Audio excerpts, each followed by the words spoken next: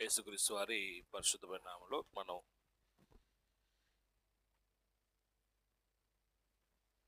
శుక్రవారం బైబిల్ తరగతిలో పాల్గొని అపోస్తల కార్యం అనే పుస్తకాన్ని నేర్చుకునడానికి దేవుడు మనకి ఇచ్చినటువంటి అవకాశం బట్టి మన తండ్రి దేవునికి మనపూర్వకంగా వందనాలు తెలియపరుస్తున్నాను. ఈ తరగతిలో పాల్గొన్న మీ అందరికీ హృదయపూర్వక వందనాలు తెలియపరుస్తున్నాం.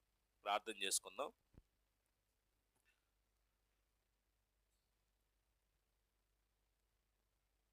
ప్రార్థన. పరిశుద్ధుడగు మా తండ్రి, కృపా సత్య సంపూర్ణగు మా దేవ, మీ మహోన్నతమైన శ్రేష్టమైన ఘనమైన నామాన్ని బట్టి మీకు స్తుతులు స్తోత్రం తెలియపరుస్తూ ఉన్నాము. ఇప్పటి వరకు మమ్మల్ని సజ్జులుగా నుంచి ఈ దినమందు మీరు ఇచ్చినటువంటి అవకాశం బట్టి సంఘ సహవాసంలో పాల్గొని మా ఆత్మలకు అవసరమగు మా ఆత్మీయ జీవితాన్ని బలపరచుకోవడానికి, క్రమపరచుకోవడానికి మీరు అనుగ్రహించినటువంటి ఈ బైబిల్ తరగతిని బట్టి మీకు కృతజ్ఞతాస్తుతులు స్తోత్రం తండ్రి. గత కొంతకాలం నుంచి మేము అపోస్తల కార్యం అనే పుస్తకాన్ని మేము చదువుతూ ఉన్నాం. పుస్తకాన్ని మేము ఎలా చదవాలో, అక్కడ ఉద్దేశాన్ని మేము గుర్తించి సందర్భ సహితంగా లేఖనాలు మేము వివరంగా తెలుసుకొని, వ్యక్తిగతంగా ఇప్పుడు మేమున్న స్థానిక సంఘాలకు అన్వయించుకొని ఎలా బ్రతకాలో కావలసినటువంటి సూత్రాలు మీ గ్రంథం ద్వారా ఉపదేశించబడగలుగుటకు మీ యొక్క సహాయము సహకారం మాకు అనుగ్రహించండి. ఈ తరగతిలో పాల్గొన్న ప్రతి సహోదరి మనల్ని కూడా మీరు దీవించమని, మీ మాటలు వినటానికి ఎంతమంది అయితే సిద్ధ మనసు కలిగి ఉన్నారో, ఆన్లైన్లో పాల్గొన్న వారు కానీ ఈ స్థలం మందు కూడి ఉన్నవారు, శబ్దాంతరం ద్వారా వినేవారు, ప్రతి వారిని కూడా మీరు దీవించి మీ కృపా కాపుదల అందరి జీవితాల్లో మెండుగా దయచేస్తారని నమ్ముతూ, వాక్చాతుర్యంతో కాకుండా జ్ఞానత్వం తీయటి మాటలు బోధించకుండా పరిశుద్ధాత్మ దృష్టాంతాన్ని కనబరిచే లేఖనాలను అర్థవంతంగా అందరికీ ఉపదేశించగలిగే వాక్శక్తి నాకు దయచేస్తారని నమ్ముతూ విశ్వసిస్తూ ఈ మానవులన్నీ యేసుక్రీస్తు వారి పరిశుద్ధమైన నామంలో వినయం చేత బ్రతిమలాడి వేడుకొని ప్రార్థిస్తున్నాం తండ్రి, ఆమేన్. ప్రభు నామములో మీ అందరికీ కూడా వందనాలు తెలియపరుస్తున్నాను. ఈ యొక్క శుక్రవారం తరగతిలో మనం అపోస్తల కార్యాన్ని చదువుతూ ఉన్నాం. గత పాఠంలో మనం ఎంతవరకు రాసుకున్న వాళ్ళు చెప్తారా?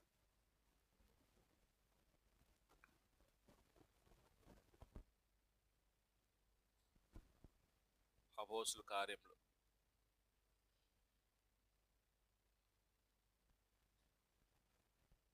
ఎక్కడి వరకు రాసుకున్నారండి?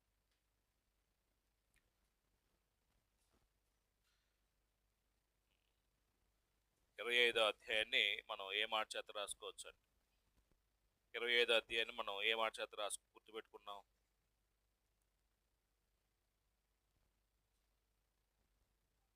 పౌలు ఫేసు ఎదుట విమర్శించబడుట, అది ఆ అధ్యాయంలో ఉన్నటువంటి విషయం. అంటే మూడో సువార్త ప్రయాణం ముగించుకొని పౌలు యెరూషలేము వెళ్ళిపోయిన తర్వాత, యెరూషలేములో బంధించబడ్డాడు పౌలు. 21వ అధ్యాయంలో తాను ఎలా రక్షించబడ్డాడో అక్కడ ఉన్నటువంటి ప్రజలు చెప్పాడు.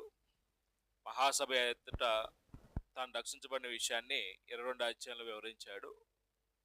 అయితే యూదులు కొంతమంది కొట్టబడి పౌలను చంపేంత వరకు కూడాను మేము అన్నపాలను పుచ్చుకోవడం అని సుమారుగా 40 మంది కంటే ఎక్కువ మంది అన్నపాలను పుచ్చుకోమని శపథం చేశారండి. అంటే ఈ సంగతి తెలుసుకున్నటువంటి లూసియా, సహస్రాధిపతి అయినటువంటి లూసియా ఏం చేశాడంటే, పౌల్ని ఇక్కడ ఉంచడం ఏమాత్రం క్షేమం కాదు, యూదులు ఇతను చంపేస్తారు కాబట్టి ఎక్కడ పంపించాలనుకున్నాడు? పౌల్ని కైసరియా పంపించాలనుకున్నాడు.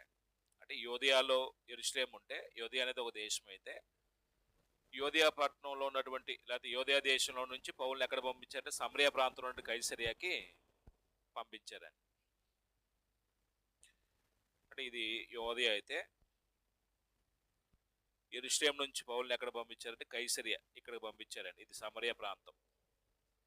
యోధియా పట్టణానికి అంటే యోధియా దేశానికి ముఖ్య పట్టణం ఏదంటే యెరూషలేము, అలాగనే సమరియా ప్రాంతానికి ముఖ్య పట్టణం ఏంటంటే కైసరియా.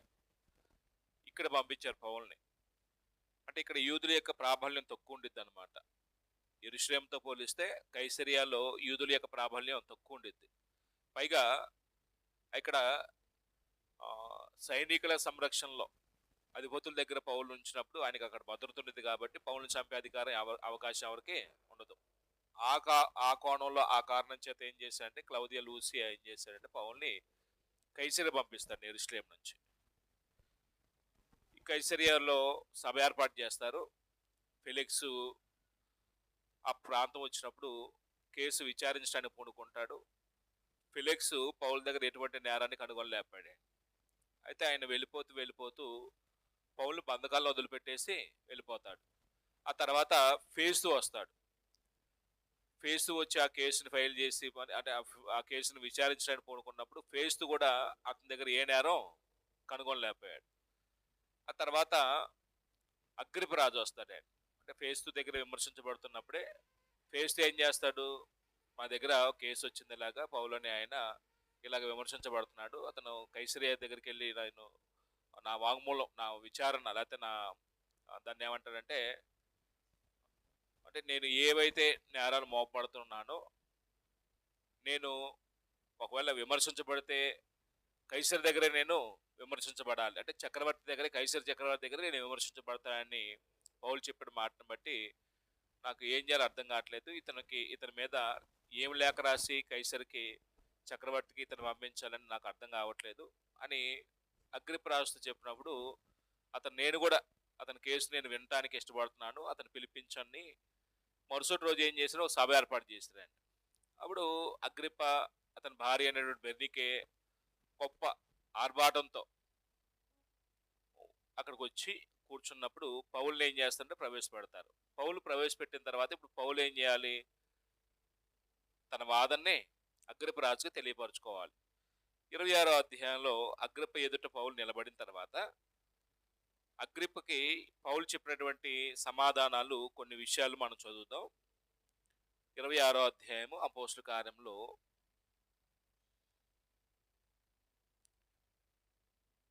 1:29 వచనాల్లో పౌలు రాజు అయిన అగ్రిప్ప ఎదుట విమర్శించబోట లేకపోతే అగ్రిప్పతో మాట్లాడటం అన్నమాట. అంటే అపోస్తలుడైన పౌలు అగ్రిప్ప రాజుతో మాట్లాడుట, అపోస్తలుడైన పౌలు అగ్రిప్ప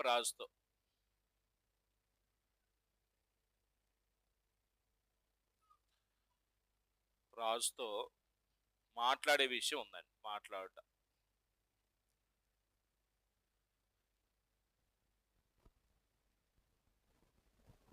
అప్పుడు దీన్ని కొన్ని సబ్ పాయింట్లుగా రాసుకుంటే ఒక్కొక్క వచనంలో ఒక్కొక్క పేరాని కొంచెం విభజించి వివరంగా రాసుకోవడానికి ప్రయత్నం చేద్దాం. చదువుతూ 1వ వచనంలో అగ్రిప్ప పౌలును చూచి, సభ ఏర్పాటు చేశారు కదా, ఆయన సింహాసనం మీద కూర్చున్నాడు రాజు, పరివారం ఉండిద్ది, ప్రజలు ఉంటారు ఆ గ్యాలరీలో. అప్పుడు ఆ సభలో దోషిగా పౌలు నిలబెట్టారు. అగ్రిప్ప ఏమన్నాడు, పౌలుకి సైగ చేసి నీ వాదన వివరించుకో, చెప్పుకో అని పౌలుకి చేసాడండి. చూడండి, ఒక మాట అంటాడు ఇక్కడ, అగ్రిప్ప పౌలును చూచి నీ పక్షమున చెప్పుకోవటకు నీకు సెలవైందని నేను, అంటే సెలవైందంటే నీకు అనుమతి ఇచ్చాను, నీ పక్షాన్ని నువ్వేం చేయొచ్చు, వివరణ చెప్పుకోవచ్చు. అంటే నువ్వు ఏ విషయంలో ఇలాగ దోషిగా నిలబడ్డావో, ప్రజలు నీ మీద మోపుతున్నటువంటి అభియోగం ఏంటో, ఈ విషయాలు నువ్వు ఏం చెప్పాలనుకుంటున్నావో వాటిని వివరంగా నువ్వు తెలియపరచమని పర్మిషన్ ఇచ్చాడు. అగ్రిప్ప పౌలును చూచి నీ పక్షంలో చెప్పుకోవటకు నీకు సెలవైందని నేను. అప్పుడు పౌలు చేయి చాచి ఇలాగ సమాధానం చెప్పసాగాను. అంటే పౌలు అప్పుడు కూర్చున్నటువంటి పరివారం, రాజు, అధిపతులు, అధికారులు, పరివారం, అలాగనే ప్రజలు కూడా ఉంటారు కదా, వాళ్ళందరికీ చేసి అంటే వాళ్ళని ఒకవేళ మాట్లాడుతున్నప్పుడు ఈ చేయి సైగ ఏం చేస్తా అంటే వాళ్ళని కంట్రోల్ చేస్తాడు. అలా సైగ చేసినప్పుడు వాళ్ళందరూ ఈయన చెప్పే మాటలు వినడానికి ఎలక్ట్ అవుతారు. అప్పుడు ఈయన చెప్పడం ప్రారంభించాడు.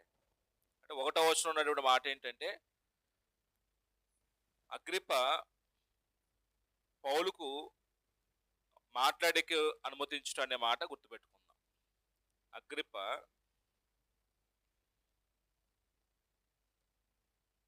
రాజైన అగ్రిప్ప పౌలుకు మాట్లాడుటకు అనుమతించుట.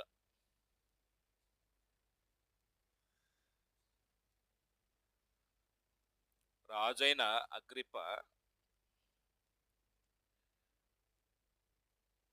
పౌలుకు మాట్లాడుటకు అనుమతించుట.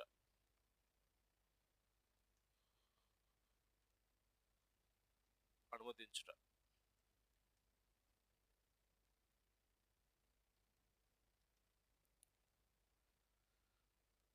అప్పుడు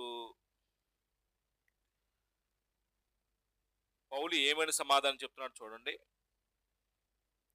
2వ వచనంలో అగ్రిప్ప రాజా అంటే ఎవరికి తన ప్రత్యుత్తరం చెప్తున్నాడు అండి, ఎవరికి సెలవిస్తున్నాడు అండి అంటే అగ్రిప్ప ఎదుట విమర్శించబడాలి కాబట్టి అగ్రిప్ప ఎదుట నిలబడి ఇప్పుడు అగ్రిప్పకి ఏం చేస్తాడంటే తన మనవిని విన్నవించుకుంటున్నాడండి. అగ్రిప్ప రాజా, తమరు యూదుల్లో ఉండు సమస్తమైన ఆచారములను వివాదములను విశేషంగా ఎరిగిన వారు గనక యూదులు నా మీద మోపిన నేరములన్నింటిని గురించి నేడు తమరు ఎదుట సమాధానం చెప్పబోచున్నందుకు నేను ధన్యుడిని అనుకొనిచున్నాను. అంటే పౌలు ఎలాగ ఈ పదాలు ఉపయోగించాడు అంటే,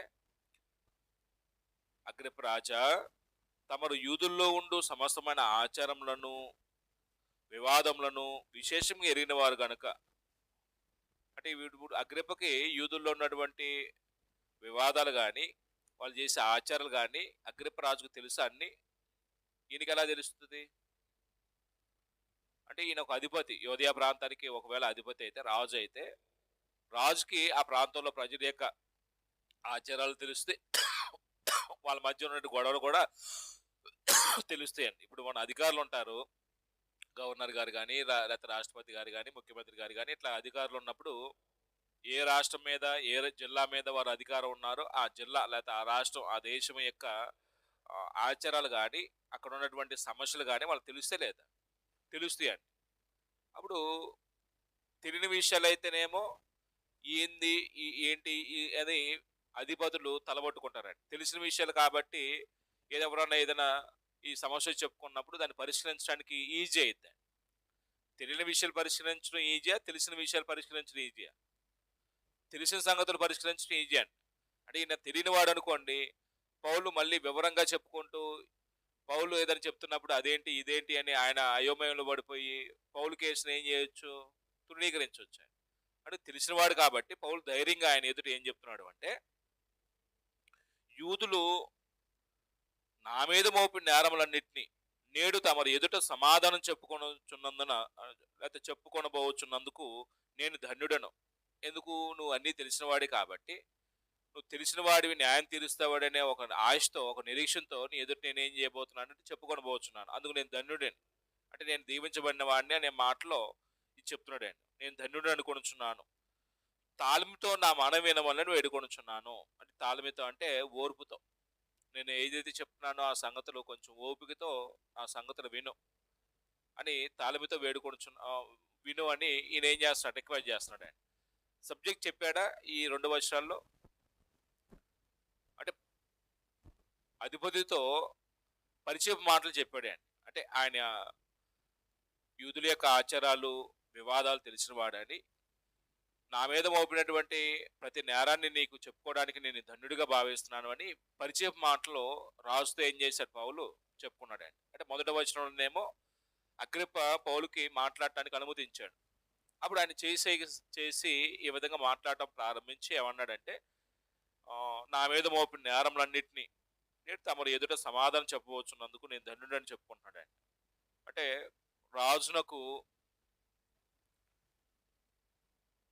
2-3 వచనాల్లో పౌలు పరిచయపు మాటలు అందామండి. పౌలు పరిచయపు మాటలు అంటే ఒక విషయాన్ని చెప్తున్నప్పుడు వెంటనే విషయంలోకి వెళ్ళవండి. మనం ఇప్పుడు ఎవరి దగ్గరకి వెళ్ళి దాన్ని చెప్పాలనుకున్నప్పుడు ముందేం అడుగుతామండి, బాగున్నారా, ఎలా ఉన్నారు, ఏ పనికి వెళ్తున్నారు, ఎలా ఉంటుంది, ఇవన్నీ అడుగుతామండి. ఇవన్నీ ఎందుకు అడగాలి? డైరెక్ట్కి వెళ్ళి ఒక విషయాన్ని చెప్పాలనుకున్నప్పుడు విషయం చెప్తామా, ముందు ఏదన్నా పరిచయం మాట ఏదైనా చెప్తామా, ముందు మాట ఏదైనా ఉంటాయా? మాట్లాడే విధానం అదండి. కొంతమంది మాట్లాడటం రాదండి. వెళ్ళటం వెళ్ళటం విషయం గజిబిజిగా చెప్పేస్తారండి. అంటే ముందు వాళ్ళు వినటానికి మనసును ప్రిపేర్ చేసి అప్పుడు ఏం చేయాలండి, విషయం చెప్పాలండి. మాట్లాడే వ్యక్తి ఏం చెప్తున్నాడో ముందు అతను వినటానికి మనసు ఏమవ్వాలండి, సిద్ధంగా ఉండాలి లేదా? మనసు సిద్ధంగా లేనోడికి ఎన్ని చెప్పినా ఏం ఉపయోగం?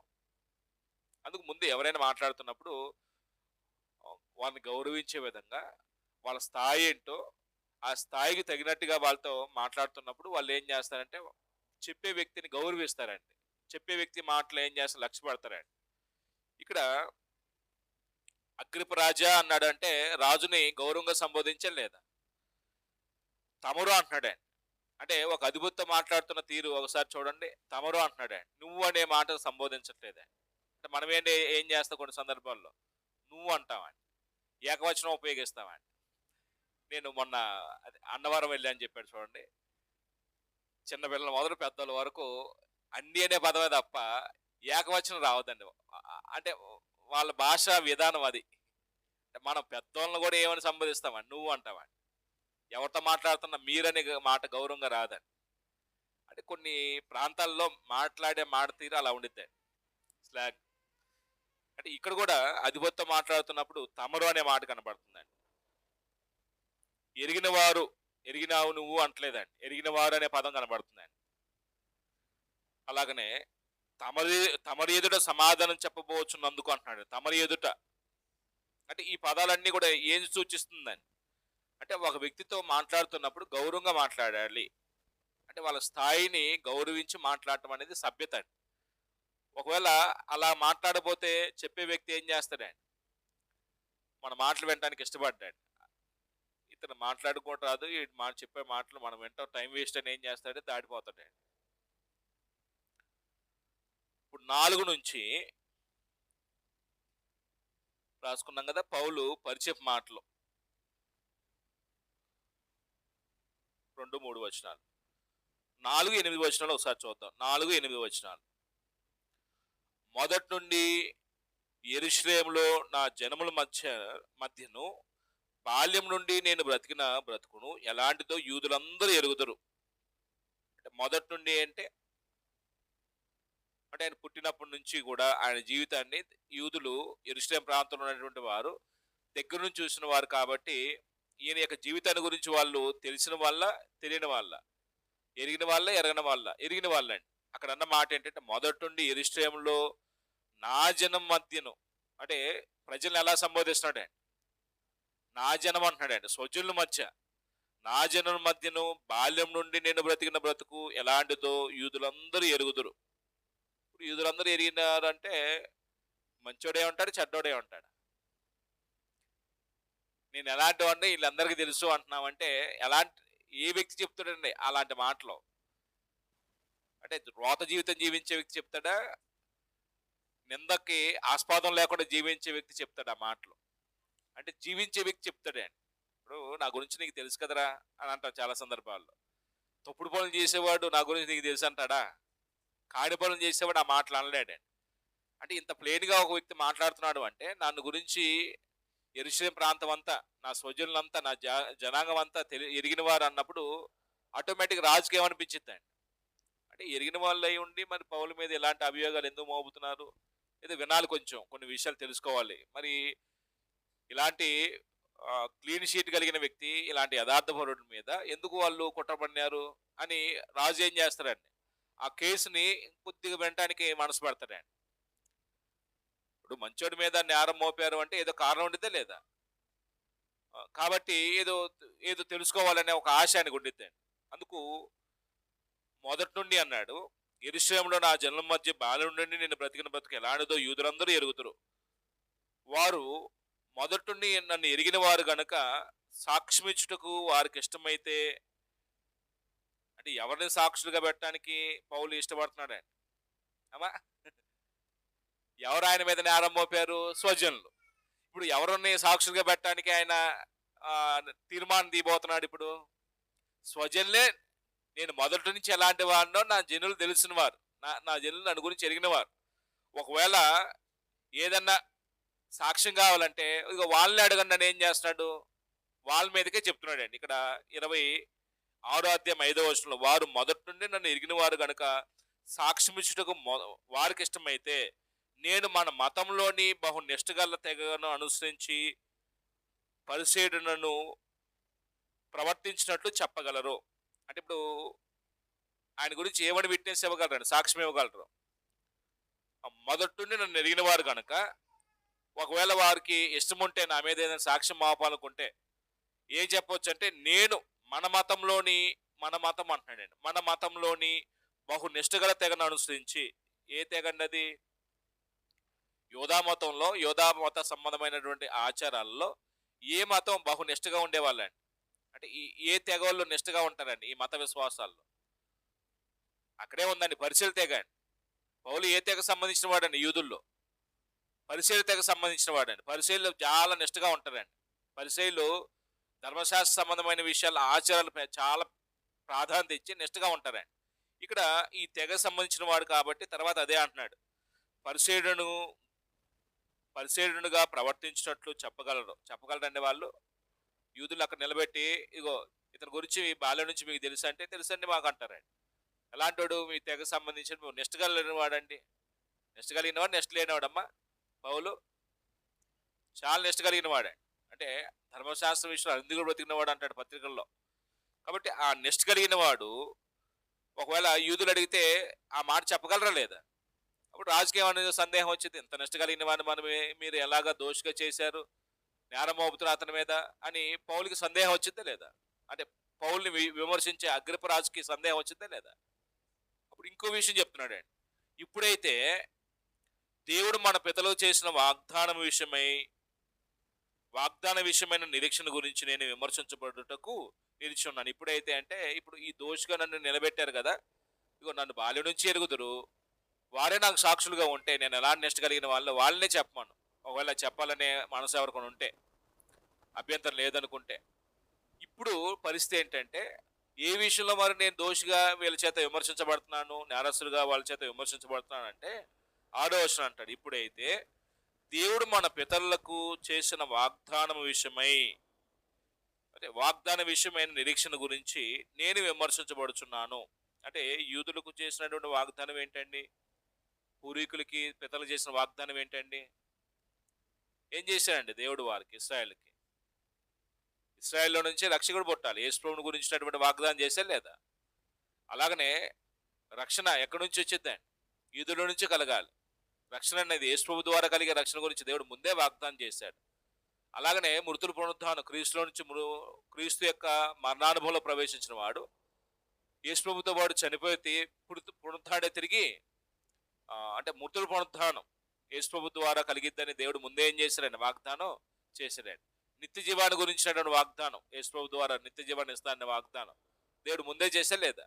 అంటే ఇవన్నీ దేవుడు ముందుగానే ప్రవక్తల ద్వారా వాగ్దానం చేస్తూ వచ్చాడు.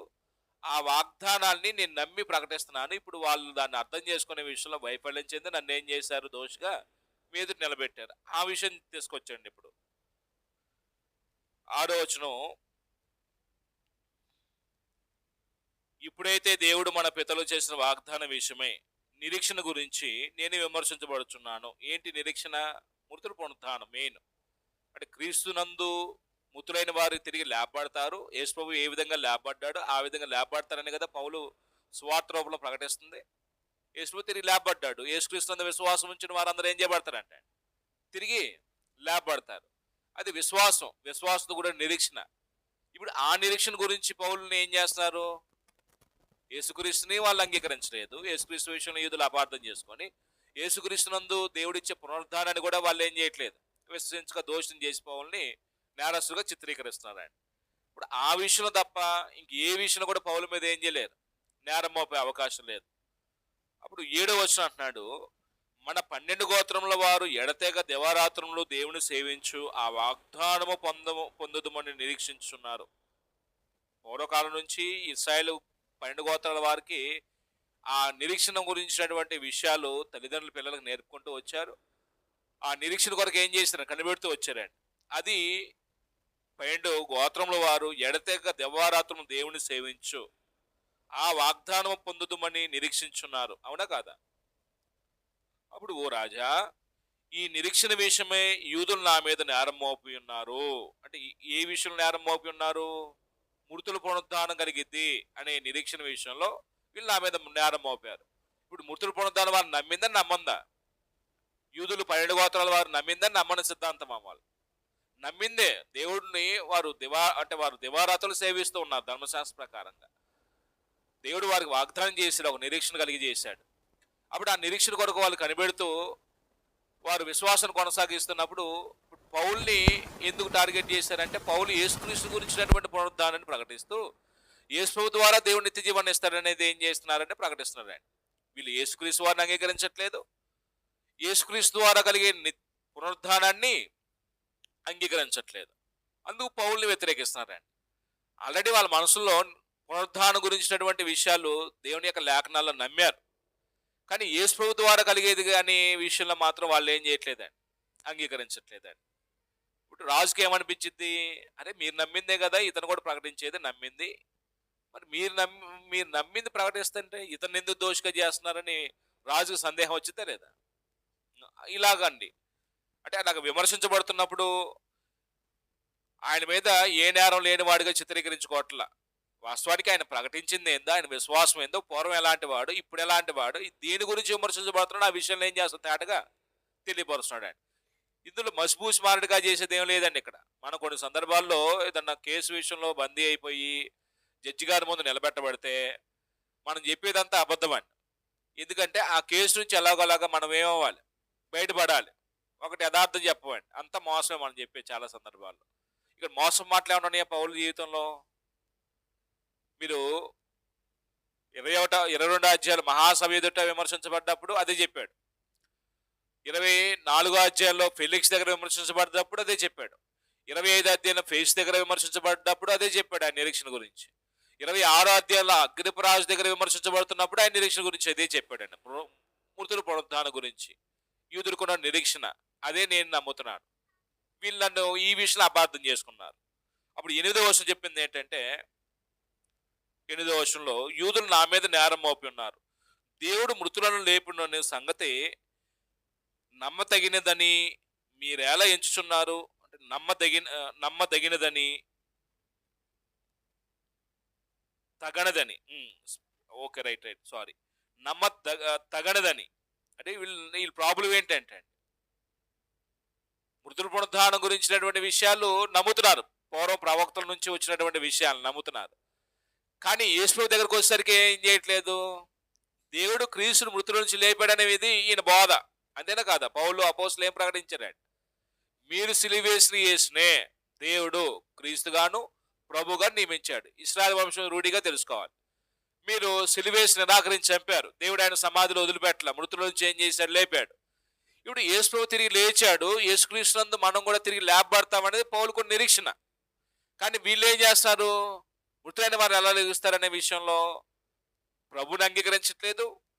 వాళ్ళ నిరీక్షణ కూడా ఏం చేస్తున్నారండి, తప్పుగా అపార్థం చేసుకున్నారని. ఇక్కడ ఏమంటున్నారంటే 8వ వచనంలో, దేవుడు మృతులను లేపునను సంగతి నమ్మదగనిదని మీరేలా ఎంచుచున్నారు? మీరేలా అంటే అక్కడ ఎవరున్నారు?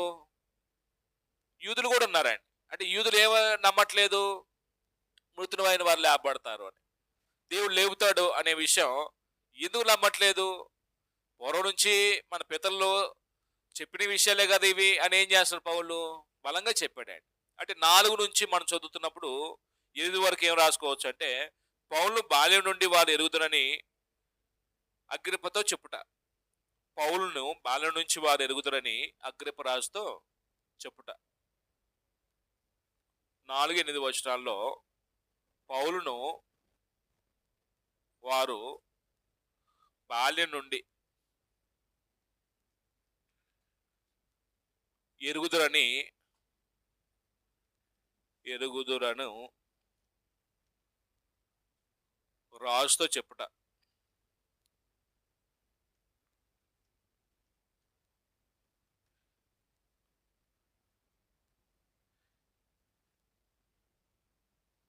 ఇక్కడ కొన్ని పదాలు కనబడతాయి మనం చదివిన వచనాల్లో. 5వ వచనంలో మన మతంలోని అనే మాట చెప్పాడు. 6వ వచనంలో దేవుడు మన పితరులకు చేసిన వాగ్దానము అంటాడు. 7వ వచనంలో మన 12 గోత్రముల వారు అంటాడు. ఈ మన మన మన అనే పదం రాజుతో మాట్లాడుతున్నప్పుడు ఎందుకు ఉపయోగిస్తున్నాడు పౌలు? ఏమండి? 5వ వచనంలో మన మతంలోని అన్నాడు. 6వ వచనంలో దేవుడు మన పితలు చేసిన వాగ్దానం అన్నాడు. 7వ వచనంలో మన 12 గోత్రముల వారు అంటాడు. ఎందుకు మన అనే పదం ఉపయోగిస్తున్నాడు? ఎలా ఒకటే? ఇప్పుడు ఈ అగ్రిపరాజు ఎదోమీయుడు రాజు, అగ్రిప 2. ఈయనేమో యూదుడు. ఎలా ఒకటే? ఎలా ఒకటండి? పోయిన వారం కూడా చెప్పుకున్నాం లాస్ట్ క్లాస్లో. ఎలా ఒకటే? ఎదోమీయులకి ఇశ్రాయేలుకి సంబంధం ఏంటండి?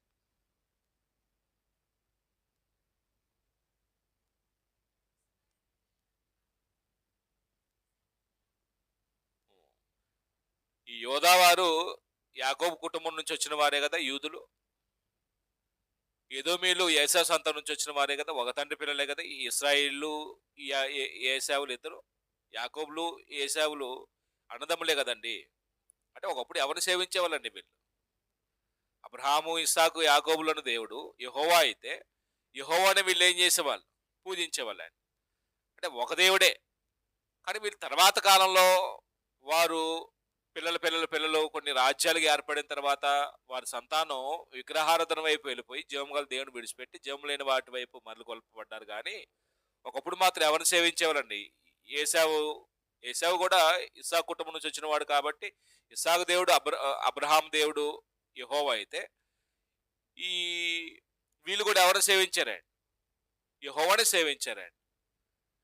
అంటే యాకోబు నుంచి వచ్చిన 12 మంది, ఏశావు నుంచి వచ్చినటువంటి సంతానం తర్వాత కాలంలో ఏమైపోయారంటే దేశాలుగా విభాగించబడిన తర్వాత వారు విగ్రహారాధన వైపు వెళ్ళిపోయారండి. అంటే ఇశ్రాయేల్ మాత్రం, యాకోబు సంతానం మాత్రం యెహోవానే పూజిస్తూ వచ్చారు.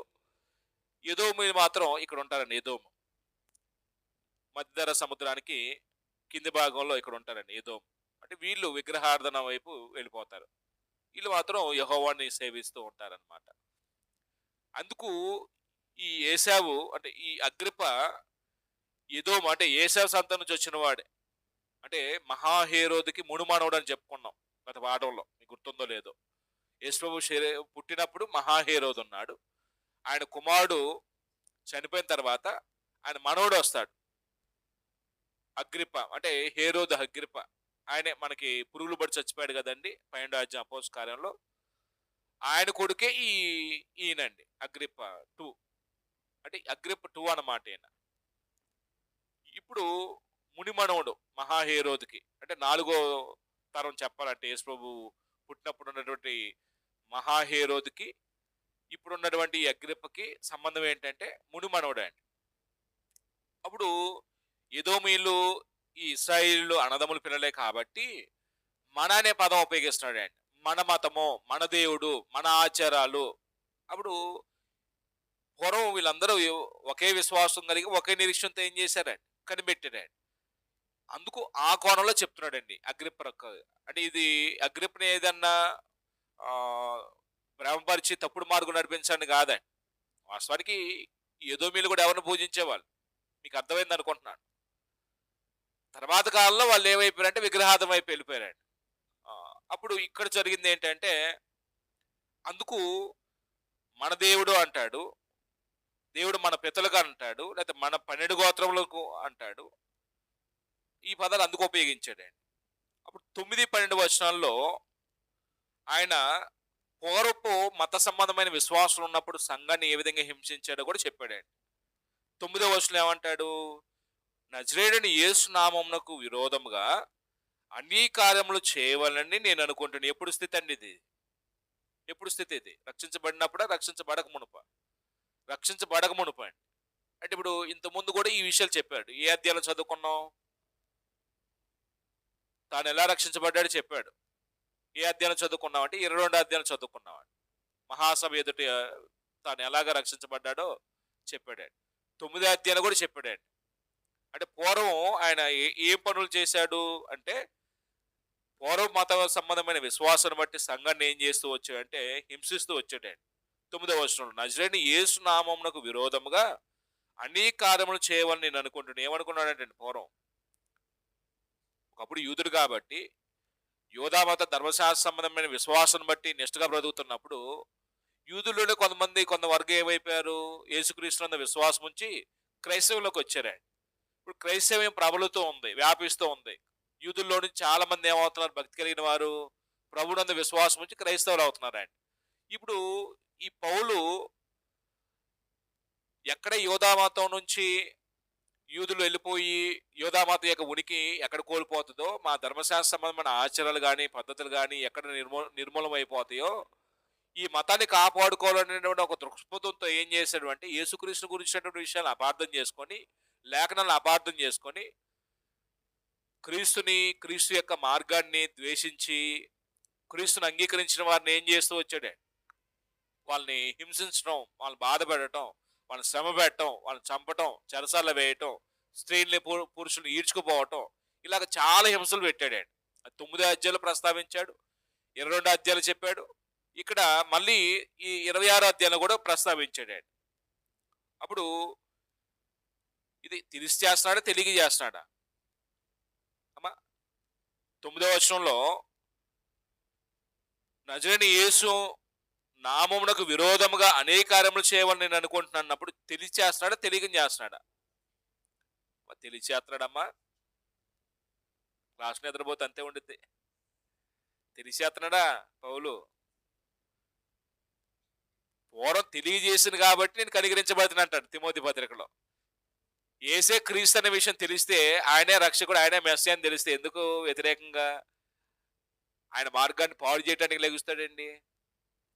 అర్థమైన తర్వాత మళ్ళీ పాడు చేశాడా? దమస్కా ప్రాంతంలో ఆయన ప్రత్యక్షత వలన సత్యం తెలియబడింది, కనులు తెరవబడి వాస్తవం తెలుసుకున్నాడు, ఆయనే యేసే క్రీస్తు, మేము ఎదురు చూసిన మెస్సే ఆయనే అని అర్థమైన తర్వాత ఇంకెప్పుడు పాడు చేశారు సంఘాన్ని? సంఘం కొరకు ప్రాణం పెట్టని తెగించాడు తప్ప తర్వాత పాడు చేయలేదండి. తెలియక ముందే క్రీస్తుని గురించినటువంటి విషయాలను అపార్థం చేసుకొని ఏం చేశాడండి? ఇది యోధా మతానికి వ్యతిరేకమైనటువంటి మార్గం, ఇది యూదుల్ని మా ఉనికిని లేకుండా చేసే మార్గం ఇది, కాబట్టి ఈ మార్గం ఉండకూడదని ఏం చేశాడు? ఆ మార్గం ఉన్న వారిని అందరినీ హింసిస్తూ చాలా శ్రమ పెట్టాడు. అది తెలిసిగా చేసింది. తిమోతి పత్రికలో చెప్పాడు, పూర్వం నేను తిరిగి చేసింది కాబట్టి నేను దోషకుణ్ణి, హింసకుణ్ణి, హానికరుణ్ణి, అలాంటి నన్ను తన పరిచయ కొరకు ఏం చేశాడు? దేవుడు ఏర్పాటు చేసుకున్నాడు అంటాడు. తెలియచేసేందుకు ఏర్పాటు చేసుకుంటాడు? తెలియజేసింది కాబట్టి నేను కనికరించబడ్డాను అన్నాడు. తెలియచేసింది కాదు. ఇప్పుడు చాలా సందర్భాలు మనం ఏమనుకుంటామంటే, కొంతమంది సేవకుల యొక్క సాక్ష్యాలు చెబుతామండి. నేను పౌల్లాగా మారినా అంటాడండి. ఏది? సారా దాగి, అమ్మానాన్నలు కొట్టి తిట్టి, దొంగతనాలు చేసి, మోసాలు చేసి, నేను పౌల్లాగా మారాను, ఒకప్పుడు ఓ పెద్ద తిరుగుబోతుని, తాగుబోతుని, నరహంతకుని, పచ్చి పాపిస్టోడిని, పౌల్లాగా నేను మారిన అంటాడండి. పౌలు ఎప్పుడు చేశాడు ఈ పనులన్నీ? పౌలు చేశాడండి ఈ పనులన్నీ. పౌలు అమ్మ నాన్న కొట్టేవాడా? తాగేవాడా? పాడుపర గుటకలు వేసేవాడా? ఎవరిదన్నా దొంగతనం చేసేవాడు? మోసగాడా? తన ధర్మం పట్ల నిష్ఠగా బ్రతికినోడండి. యూదామతం యొక్క విశ్వాస నియమాలను నిష్ఠగా పాటించినోడండి. భక్తి కలిగిన వాడే. కానీ ఆ భక్తి సరైంది కాదండి. ఆ భక్తి జ్ఞానానుసారమైనది కాదు. కాబట్టి దేవుడు ఏం చేశాడు? పౌల్ని సరైన భక్తి మార్గంలో నడిపించడానికి యేసు ప్రభు యొక్క ప్రత్యక్షత వల్ల ఆయన ఏ మార్గం అయితే పాడు చేయాలనుకుంటాడో ఆ మార్గం కొరకు సాక్ష్యం బ్రతకడానికి దేవుడు ఏం చేశాడండి? ఇప్పుడు మనలో కూడా చాలా మంది ప్రపంచంలో క్రైస్తవులు అనబడుతున్న వారిలో భక్తి కలిగిన వాళ్ళు చాలా మంది ఉంటారండి. సత్యం తెలియపోవచ్చు, కానీ వాళ్ళు భక్తునిద్దండి. వెళ్ళే మార్గం సరైనది అనేది వాళ్ళకి స్పష్టమైన అవగాహన ఉన్నదండి. అప్పుడు దేవుడు ఏం చేస్తాడంటే, తను ఎందుకు భయభక్తి కలిగిన వాడు ఏ మార్గం నడుచుకోవాలో ఆ మార్గంలోకి దేవుడు ఏదో సందర్భంలో వాడిని ఏం చేస్తాడండి? తీసుకురావడానికి దేవుని యొక్క జోక్యం ఉండిద్దండి. ఇప్పుడు మనం పుట్టుకతో సత్యంలో ఉన్నామా? మన వాతావరణాలు, మన కుటుంబ బ్యాక్గ్రౌండ్, పూర్వస్థితి ఎలాంటిదండి? మానవ కల్పిత సిద్ధాంతాలతో, లోక సంబంధమైన పద్ధతుల్లో కొట్టుకోపోయినాయండి. సత్యం అంటే తెలియని స్థితి అండి. ఆత్మీయ అంధత్వంలో ఉన్నవారు అండి. భక్తి కలిగినటువంటి బ్రతికే మనసు ఉంది కాబట్టి దేవుడు ఏం చేశాడండి? మనల్ని ఆకర్షించాడండి. కీర్తనకారుడు అదే కదా చెప్తాడు. కొర్నేలి ఈ విషయంలో మనం ఇంతకుముందు కూడా చెప్పుకున్నామండి. తన యందు భయభక్తి కలిగిన వారంటండి, వారు ఏ మార్గం నడుచుకోవాలో దేవుడు ఏం చేస్తాడు, తప్పకుండా ఆ మార్గాన్ని దేవుడు వారికి తెలియపరుస్తాడండి. అంటే దేవుడు తెలియపరిచే పాత్ర ఉంటుంది. మనం తెలుసుకున్న తర్వాత దాన్ని ఏం చేయాలండి, ఇష్టపడి ఆ మార్గంలోకి రావాలండి. బలవంతం దేవుడే లాగడండి. ఇక్కడ మళ్ళీ ఏదో ఒక సమస్య. కొంతమంది వస్తున్నారు, కొంతమంది రావట్లేదు అంటే కొంతమందిని దేవుడు లాగుతున్నాడా, తీసుకెళ్తున్నాడా? దేవుడు బలవంతం చేయడు. నీ దగ్గరికి 2 మార్గాలు తీసుకొస్తాడు, సత్యమైంది, అసత్యమైంది. సత్యాన్ని ఏం చేయాలి, మనిషి సాత్వికమైన మనసుతో అంగీకరించి రావాలండి. పౌలు తను వెళ్ళే మార్గం సరైనది కాదు కాబట్టి ప్రభు ఏం చేశాడు, ఆయన మరి సరైన మార్గంలో నడిపించాడు. అది ఎలా జరిగిందో కొన్ని విషయాలు చదువుతాం. 9లో ఆయన పూర్వం ఎలాంటి విధానాన్ని అనుసరించాడో చెప్తూ 10వ వచనం అంటున్నాడు, యెరూషలేములో నేను అలాగూ చేసితిని. యెరూషలేం పట్టణంలో చాలా మందిని ఏం చేశాడు, అపోస్తలుల 9వ అధ్యాయం చదువుకున్నాం. సౌలు అయితే ఇంటింటా చొరబడి ఏం చేశాడు, స్త్రీల్ని పురుషుని ఈడ్చిపోయి చెరసాల్లో వేస్తూ ఈ మార్గమందు ఉన్న వారిని నాశనం చేయటమే ఆయన లక్ష్యంగా పెట్టుకున్నాడు. అప్పుడు ప్రధాన యాజకుల దగ్గర నుంచి అధికార పత్రాలు పొందుకుని దమస్కులో ఉన్న క్రైస్తవులను కూడా బంధించడానికి వెళ్తున్న విషయం చెప్తున్నాడు. మళ్ళీ 10వ వచనంలో, యెరూషలేములో నేను నాగు చేసి నేను ప్రధాన యాజకుల వలన అధికారం పొంది పరిశుద్ధులను అనేకులను చెరసాల్లో వేసి వారిని చంపినప్పుడు సమ్మతించుతని. మీకు తెలిసిన ఒక వ్యక్తిని చెప్పండి, పరిశుద్ధులైన వారిని చంపినప్పుడు సమ్మతించాడు పౌలు అంటానికి ఎవరైనా ఉన్నారా? పరిశుద్ధులైన వ్యక్తి చంపబడినప్పుడు ఆయన సమ్మతించిన సందర్భం. స్టెఫను సందర్భంలో కూడా మనం ఆలోచించే విషయం ఏంటంటే, స్టెఫను యొక్క చావుని దగ్గరుండి ఏం చేశాడు, సమ్మతించాడు. ఆయన వస్త్రాలు కాపులో ఉన్నాడు. ఇట్లాగా ఆయన పూర్వం సంఘాన్ని హింసించిన సంగతులన్నీ, సంఘాన్ని పాడు చేసిన విషయాన్ని, పూర్వం ఎలాంటి చర్యలు చేశాడో ఆ విషయాలన్నీ ఏం చేస్తున్నాడు రాజుతో వివరించుకుంటున్నాడు. ముందేం చేశాడు, నా బాల్యం, నా స్వజనులు వీళ్ళందరూ ఎరిగినవారు, నేను మన మతం, దేవుడు మనకు ఏర్పాటు చేసిన మతం విషయంలో నిష్ఠగా ఉన్నవాడిని, వీళ్ళు నాకు సాక్ష్యం అంటే వాళ్ళ గురించి చెప్పిన తర్వాత ఇప్పుడు తన గురించి తాను పూర్వం ఎలాంటి విశ్వాసంలో ఉండి ఏ మార్గాన్ని అయితే దూషించాడో, హింసించాడో ఆ విషయాన్ని ప్రస్తావిస్తూ వస్తున్నాడు. ఆయన 10వ వచనంలో, ప్రధాన యాజకులను అధికారం పొంది పరిశుద్ధులను అనేకులను చెరసాల్లో వేసి వారిని చంపినప్పుడు సమ్మతించుతని. అనేక పర్యాయములు సమాజ మందిరములన్నిట్లో వారిని దండించి వారు దేవదోషం చేయనట్లు బలవంత పెట్టి, అంటే దేవదోషం చేయనట్టు బలవంత పెట్టాడంటే వీళ్ళు యేసే క్రీస్తుని అంగీకరించి వచ్చారండి. ఆ దేవుని యొక్క మార్గం, దేవుని యొక్క సంకల్పం. యేసు వేరు, క్రీస్తు వేరు కాదండి. క్రీస్తు యొక్క నామంలో మనుషులు రక్షించబట్టాలని దేవుడు ఏం చేశాడు, కాలం పరిపడినప్పుడు దేవుడు ఈ లోకానికి తన కుమారుడు పంపించాడు. ఆయన ద్వారా రక్షణ మార్గాన్ని ఏర్పాటు చేసి ప్రజల్ని అక్కడికి ఆహ్వానిస్తుంటే ఆ మార్గంలో ఉన్న వారిని ఏం చేస్తున్నాడండి, దేవుడు అంటే ఆ మార్గాన్ని దూషించమంటున్నాడు అండి. ఆ మార్గాన్ని దూషించడం ఎవరిని దూషించడం అండి, దేవుని దూషించడం, దేవదోషం అండి. అంటే దేవదోషం చేయమని చాలా మందిని ఏం చేశాడు, బలవంతం పెట్టాడండి, చంపడానికి తెగించాడండి దేవదోషం చేసే విషయంలో. అప్పుడు దేవదోషణ చేయనట్లు బలవంత పెట్ట చూచుతని, మరియు వారి మీద మిక్కిలి క్రోధం గలవాడిని ఇతర పట్టణములకు వెళ్ళి వారిని హింసించుచుంటుని. ఇతర పట్టణాల కంటే ఏ పట్టణం వెళ్ళినట్టుగా మీకు తెలుసు, ఒకటి చెప్తారా? దమస్కు ప్రాంతం కూడా వెళ్ళి అక్కడ ఉన్నట్టు క్రైస్తవుని ఏం చేయడానికి పడుకున్నాడు, బంధించి తెచ్చడానికి వెళ్తాడు. అప్పుడు ఇంకో వచనంలో ఏమంటాడు, ఇందు నిమిత్తము నేను ప్రధాన యాజకుల చేత అధికారమును ఆజ్ఞను పొంది దమస్కునకు పోవచ్చుండగా. అంటే ఇప్పుడు ఆ పట్టణం పేరు చెప్పండి. ఇప్పుడు అంటే ఇలాగా క్రైస్తవులైన వారిని బంధించి తీసుకురావడానికి ప్రధాన యాజకుల దగ్గర నుంచి అధికార పత్రాలు పొందుకొని దమస్కుకు వెళ్తున్నాడు. అప్పుడు దమస్కులో ఏం జరిగిందండి, ప్రభు యొక్క ప్రత్యక్షత, పౌలులో మార్పు, పౌలు ఏ పని చేయాలో ప్రభు ఒక పని అప్పచెప్పటం, ఆ విషయాలు ఉన్నాయండి. అంటే 12 వరకు ఏం రాసుకుందాం,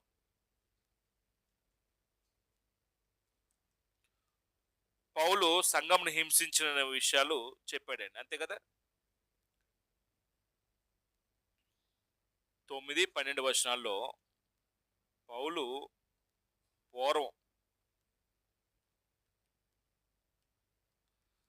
సంఘమును హింసించిన సంగతులు చెప్తా. సంఘమును హింసించిన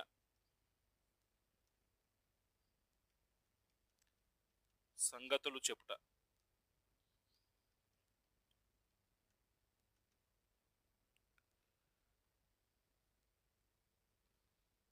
13 నుంచి దమస్కులో ప్రభు యొక్క ప్రత్యక్షత కలిగిన విషయం చెప్పాడండి. అది ముగించుకుందాం. నేను పౌలు కలిగిన దర్శనం గురించి చదవాలి. అంటే పౌలుకి ఏ దర్శనం కలిగిందో చెప్తాడు.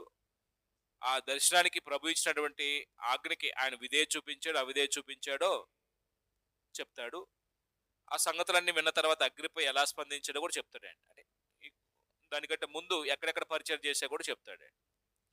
అంటే మనం ఈ 13 నుంచి తర్వాత చదువుకుందాం. పౌలు కలిగిన దర్శనం మనం చదివితే మళ్ళీ అంటే వచ్చే వారం పర్లేదు, మనం కొనసాగించుకుందాం ఈ పేరాలనే. అంటే 29 వరకు కూడాను పౌలు అగ్రిప్పరాజుతో మాట్లాడుతున్న విషయాలే చూస్తున్నామండి. అంటే ఇప్పుడు అగ్రిప్పరాజు దగ్గర ఎందుకు విచారించబడాలి? ఆయనకు ఒక కుతూహలం అండి. ఆ కేసు గురించి విన్న తర్వాత నేను కూడా పౌలు విచారిస్తాను, ఆయన గురించి తెలుసుకోవాలని అగ్రిప్పరాజుకు ఒక కుతూహలం అండి. అప్పుడు ఫేస్ యొక్క ప్రాబ్లం ఏంటంటే, ఈ రోమ్కి వెళ్ళి తన వాదన వివరించుకుంటా అంటున్నాడు కైసర్ దగ్గర. మరి కైసరికి ఇతను పంపిస్తూ లెటర్ రాసి పంపించాలి. ఇప్పుడు ఇతని గురించి ఏ నేరం చేశాడు, ఏ విషయంలో విమర్శించబడుతున్నాడు పత్రిక రాసి పంపించాలి, నాకు అయోమయంగా ఉంది అంటే, సరే ఏదన్నా మనకేం దొరికిద్దేమో ఇతని గురించి వాదన విందాం, నాకు నా సన్నిధి ప్రవేశపెట్టా అని అగ్రిప్ప అడిగాడే. అప్పుడు సరే మరుసటి రోజు ప్రవేశపెడతాను రాజ్యాన్ని ఫేస్ ఏం చేశాడు, అగ్రిప్పకి మాట ఇచ్చి ఆ మాట ప్రకారంగా సభ ఏర్పాటు చేసి అగ్రిప్ప ఎదుటి పౌలుని ఏం చేస్తున్నాడు, నిలబెట్టాడు. పౌలు చెప్పిన దాంట్లో ఎన్ని మోసపు మాటలు ఉన్నాయండి. దీంట్లో మోసపు మాటలు ఏమైనా ఉన్నాయండి? మోసపు మాటలు ఏం లేవండి. అంటే మనం ఏం చేస్తామంటే ఏదైనా తప్పు కప్పెట్టుకోవడానికి, ఆ పరిస్థితి నుంచి ఎస్కేప్ అవడానికి కొన్ని కల్పితాం, కొన్ని ఏం చేస్తామని తీసేస్తామని, కలుపుతాం, కొన్ని తీసేస్తామని, నిజాలు కప్పేస్తాం, అబద్ధాన్ని ఏం చేస్తామని చేర్చేస్తామని. అంటే పౌలు దేవుని కుమారుడు ఎప్పుడు అలా చేయడండి. యేసు ఎప్పుడు చేయలేదు అలాగా. దేవుని కుమారుడు అయినటువంటి అపోస్తులు కానీ, పేతులు, పౌళ్ళు, యోహాన్లు వీళ్ళు బంధించబడిన సందర్భంలో ఎక్కడ కూడా వాళ్ళు సమస్య నుంచి తప్పించబడటానికి అబద్ధాన్ని ఆశ్రగా చేసుకోలేదండి, మోసాన్ని ఆశ్రగా చేసుకోలేదండి.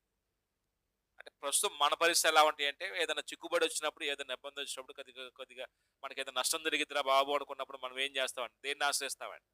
మోసాన్ని ఆశ్రయిస్తామండి, అబద్ధాన్ని, వంచనని ఆశ్రయిస్తామండి. అంటే దేవుని కుమారులు ఎలాగా విమర్శించబడే సందర్భాల్లో తమ విశ్వాసాన్ని నిరూపించుకున్నారో వాళ్ళ దగ్గర మనం చూడవచ్చండి. అంటే మన విశ్వాసం చాలా సందర్భాల్లో వీళ్ళు యథార్థవంతులు అని మనతో ఉన్నవారు కూడా మన గురించి చెప్పలేని పరిస్థితిలో ఉంటున్నారు. వీళ్ళు నమ్మదగిన వారు, వీళ్ళు ఇలాంటి తప్పులు చేయరు అనే మన గురించి మనతో ఉన్నవారు కూడా చెప్పలేని పరిస్థితిలో ఉంటుంది మన విశ్వాసం చాలా సందర్భాలు. కొంచెం మన విశ్వాసాన్ని అంటే ఈ చదువుతున్నప్పుడు అధిపతులతో ఎలా మాట్లాడాలో తెలియాలి. అలాగనే మనుషుల దగ్గర కూడా ఆయన ఎలాంటి సాక్ష్యం పొందుకున్నాడో, స్వజనుల దగ్గర ఎలాంటి సాక్ష్యం ఉందో పౌలు విషయంలో మనం చూసాం. ఆయన పూర్వం నేను ఇలాంటి వాడిని చెప్పుకోవడానికి సిగ్గుపడలేదే, దాపరికాలు ఏం లేవండి పౌలు దగ్గర. క్లియర్గా అన్ని విషయాలు చెప్తూ ఒక మాట అంటాడండి. ఈ దమస్క ప్రాంతంలో ప్రభు యొక్క ప్రత్యక్షం వల్ల కలిగినటువంటి ఒక సంగతి చెప్పినప్పుడు దానికి విధేయత చూపించాడు తప్ప అవిధేయుడు కాలేదండి. అంటే కొంతమంది వాక్యం విన్న తర్వాత ఏం చేస్తారంటే అవిధేయులు అవుతారండి, విన్న తర్వాత దానికి లోబడరండి. కొంతమంది అంగీకరిస్తారు కానీ దాన్ని ఏం చేయరండి, విధేయత కలిగి జీవించరండి, మళ్ళీ మార్గం తప్పిపోతారండి. అంటే ఇవి పౌలు జీవితంలో మనం నేర్చుకోవాల్సినటువంటి జీవిత సత్యాలండి. ప్రార్థన చేసుకుని మనం ముగించుకుందాం. ప్రార్థన.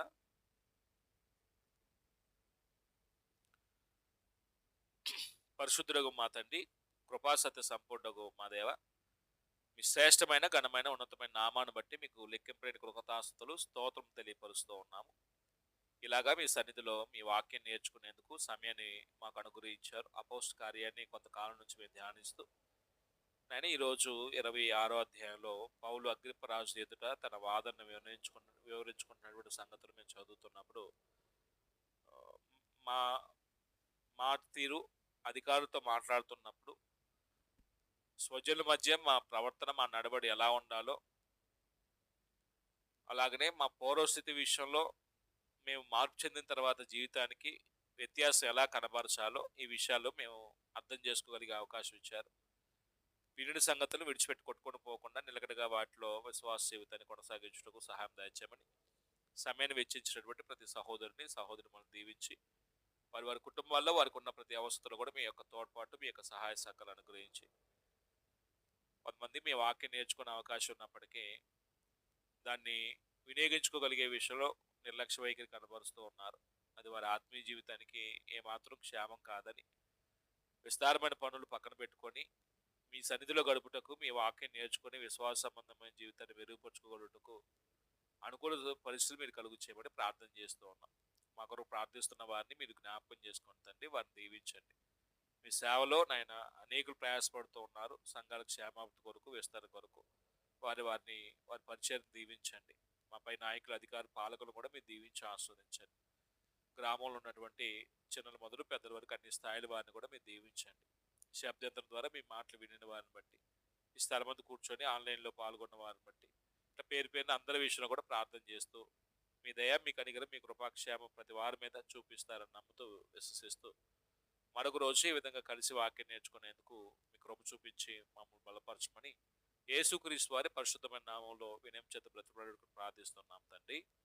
ఆమేన్. ప్రభునామంలో మీ అందరికీ వందనాలండి. సోదరులకి సోదరులకి